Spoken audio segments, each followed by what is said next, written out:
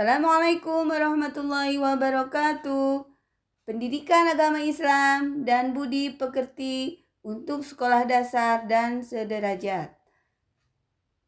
Sebelum belajar, kita berdoa terlebih dahulu ya. Rabbi zidni ilman warzuqni fahman waj'alni minas sholihin. Semoga dimudahkan pembelajarannya. Yang akan Ibu bahas saat ini yaitu tentang zakat. Pengertian zakat fitrah dan zakat mal. Kemudian mustahik zakat, yaitu orang-orang yang berhak menerima zakat. Kemudian sumber Al-Quran tentang zakat. Nah, selanjutnya manfaat dan hikmah zakat. Definisi zakat, cara bahasa dulu ya. Yang pertama itu suci, ataupun bisa tumbuh, berkembang, berkah, atau beres.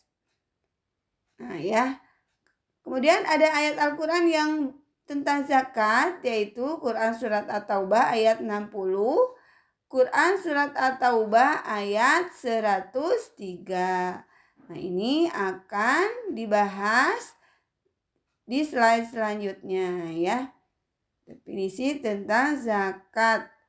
Nah kemudian ini definisi zakat menurut istilah. Zakat menurut istilah adalah kadar harta tertentu yang diberikan kepada yang berhak menerimanya. Nah itu jadi harta yang diberikan kepada orang yang berhak menerimanya. Jadi tidak semua orang berhak menerima zakat. Nah macam-macam zakat, yaitu ada zakat nafs atau jiwa, atau bisa disebut juga zakat fitrah.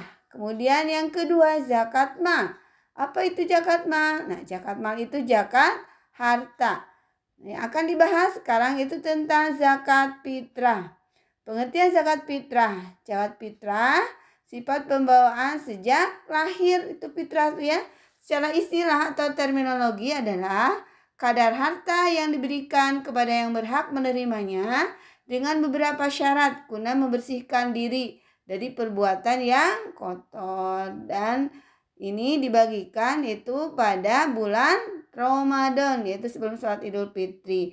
Nah ini hukum zakat. Hukum zakat itu apa? Hukum zakat fitrah itu wajib untuk setiap muslim atau fardu ain, berupa makanan yang mengenyangkan, yaitu sebanyak 3,5 liter atau 2,5 kilo. Nah ada syarat wajib zakat fitrah, ini ada 3. Yang pertama beragama Islam, kemudian masih hidup saat terbenam matahari pada bulan Ramadan. Ya, kalau orang sudah meninggal tidak diwajibkan untuk zakat fitrah. Nah, kemudian mempunyai kelebihan harta atau makanan untuk dirinya dan keluarganya pada malam hari raya Idul Fitri. Jadi kalau orang yang benar-benar tidak punya, tidak bisa mencukupi keluarganya, itu tidak diwajibkan untuk mengeluarkan zakat fitrah. Atau bayi yang masih dalam kandungan itu tidak wajib. Kemudian landasannya yaitu ada dalam surat At-Taubah ayat 103. Khudh min amwalihim shadaqatan tutahhiruhum wa tuzakkihim biha wa sholli alaihim inna sholataka sakanun lahum wallahu sami'un alim. Itu artinya ambillah zakat dari sebagian harta mereka.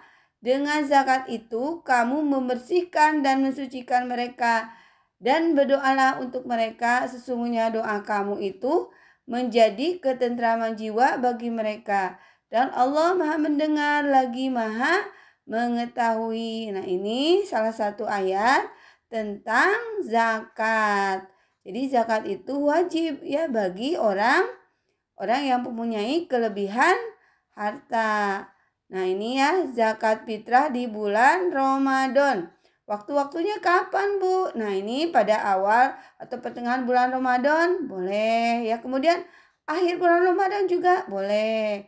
Pagi hari sebelum mengerjakan sholat Idul Fitri. Jangan sampai memberikan zakat fitrah itu setelah sholat Idul Fitri, itu tidak diperbolehkan. Jadi sebelum melaksanakan sholat Idul Fitri. Nah, kemudian manfaat zakat fitrah membuat gembira orang yang lemah dan tidak mampu pada saat hari raya. Nah, karena keterbatasan harta, tidak ada makanan untuk dimasak.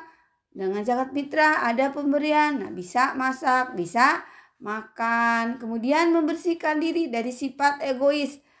Nah, itu zakat fitrah. Kemudian mengungkapkan rasa sayang kepada Allah atas nikmat yang telah diberikan. La in syakartum lazidannakum wa in kafartum inna azabi lasyadid. Jangan lupa membayar zakat.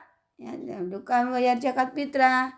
Semuanya itu diwajibkan untuk bagi semua muslim yang mempunyai kelebihan harta atau yang telah mencukupi hartanya. Kemudian yang akan Ibu bahas yang kedua itu zakat mal. Zakat mal itu zakat harta.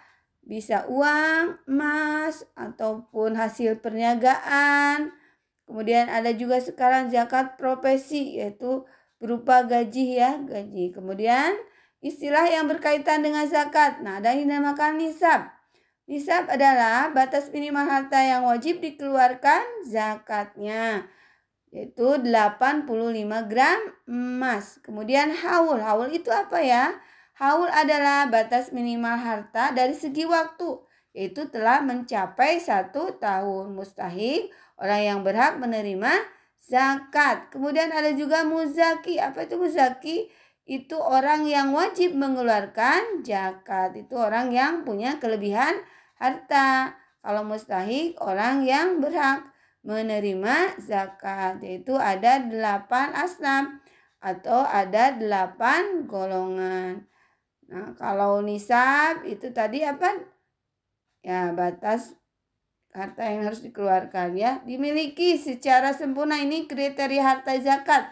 Itu dimiliki secara sempurna. Jadi punya sendiri, bukan punya orang lain atau bukan hasil hutang. Kemudian produktif. Kemudian melebihi nisab. Tadi nisabnya udah dibahas berapa? 85 gram emas. Kemudian melewati haul, yaitu setelah 1 tahun harta itu dimiliki. Kemudian memiliki hajat atau kebutuhan. Melebihi ya. Melebihi sudah memenuhi kebutuhan keluarganya. Kemudian selamat dari hutang. Jadi tidak punya hutang. Nah, baru diwajibkan untuk zakat. Nah, kemudian ini ya 8 mustahik zakat atau 8 golongan orang yang berhak menerima zakat. Yang pertama, fuqara atau fakir, tidak punya penghasilan.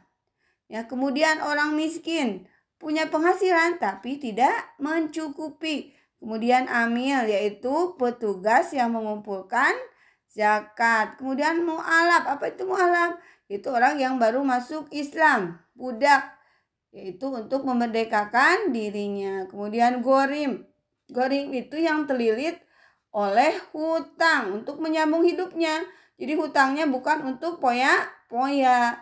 Kemudian sabilillah, yaitu perang membela agama Islam. Kemudian ibnu sabil.